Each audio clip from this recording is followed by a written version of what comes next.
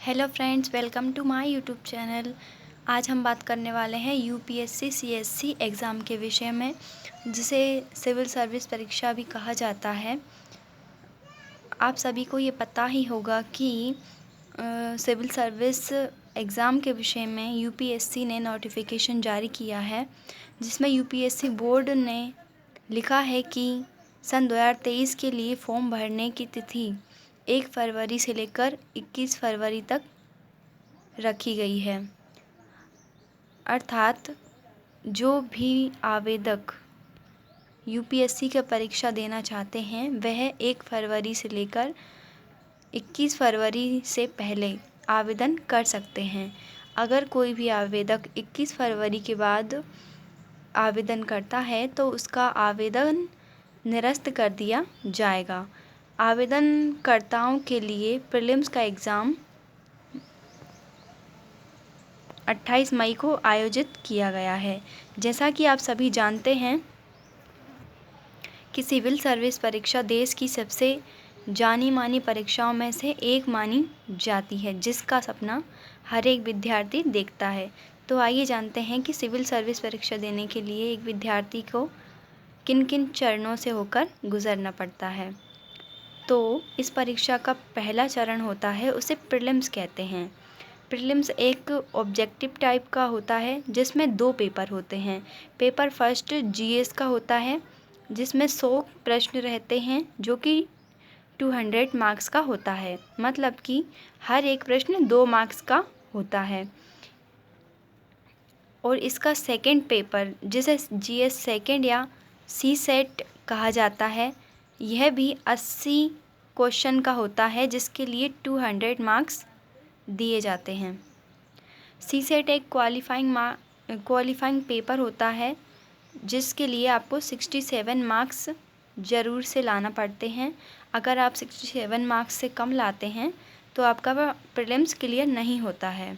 मतलब कि आप सी सेट में फ़ेल हो जाएंगे। और सी सेट में अगर आप फ़ेल हो गए तो जीएस में आप चाहे जितने भी नंबर ले आएँ, पर वो आपको कोई काम के नहीं रहेंगे। इसलिए आपको सी सेट में 67 मार्क्स लाना अनिवार्य है, तभी आपका प्रीलिम्स क्लियर हो पाएगा। अब बारी आती है मेंस परीक्षा। इसका अर्थ है मुख्य परीक्षा। मुख्य परीक्षा एक सब्जेक्टिव टाइप होती है। इसमें मतलब आपको लिखना पड़ेगा।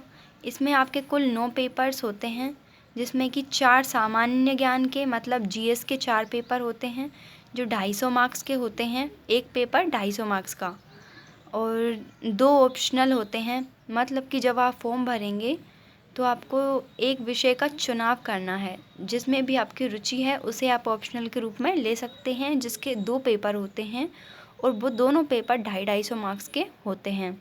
इसके बाद थर्ड पेपर आपका होता है निबंध का, जो कि आपका 250 मार्क्स का होता है। फिर होता है एक हिंदी और एक इंग्लिश। हिंदी और इंग्लिश दोनों ही 300 मार्क्स के होते हैं, और दोनों में 75 मार्क्स लाना कंपलसरी होता है।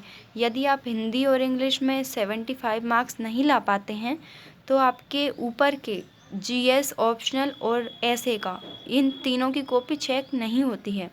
इसलिए आपको हिंदी और इंग्लिश में 75 मार्क्स ज़रूरी लाना होता है। इसके बाद आता है आपका थर्ड पड़ाव, जिसको आप साक्षात्कार या इंटरव्यू कह सकते हैं।